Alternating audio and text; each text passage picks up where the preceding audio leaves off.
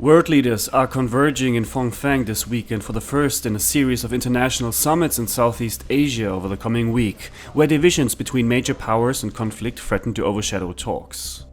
The first stop is the Cambodian capital, where leaders from across the Indo-Pacific will meet alongside a summit of Association of Southeast Asian Nations leaders, followed next week by a meeting of the G20 leaders in Bali, and of the Asia-Pacific Economic Cooperation Forum in Bangkok.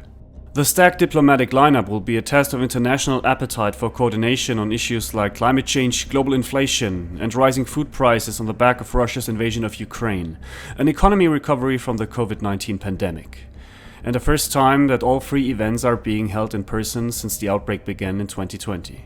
Sharp geopolitical divisions of the type not seen in decades loom over this political calendar, as the war in Ukraine has radically transformed Russia's relationship with the West.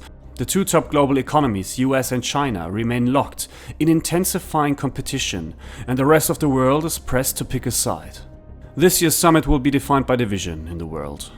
Russian President Vladimir Putin will not attend East Asia's summit in Phnom and is not certain to attend the G20 Leaders Summit next week, despite receiving an invitation from the host Indonesia. Putin's likely absence from the EAS was reported by Russian state media yesterday, with Kremlin spokesperson Dmitry Peskov telling reporters that a trip to Phnom for the summit was not planned, despite the report also noting that Putin's aide, Yuri Ushakov, said that the Russian president planned speeches at several summits, including the East Asia Summit.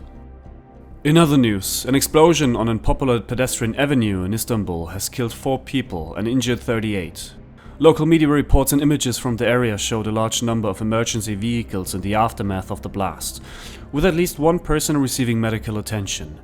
With the upcoming presidential and parliamentary elections in Turkey next year, the tensions in the country will likely increase, and so does the danger of attacks and civil unrest. The next year could be a turning point in Turkish politics, or cement President Erdogan's position in the future.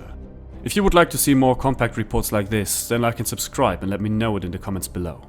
If you want to see how things are escalating in Ukraine and all over the globe, check out my full-length video here. And on the right, a video about the protests in Iran. My name is Dennis, thank you for watching and goodbye.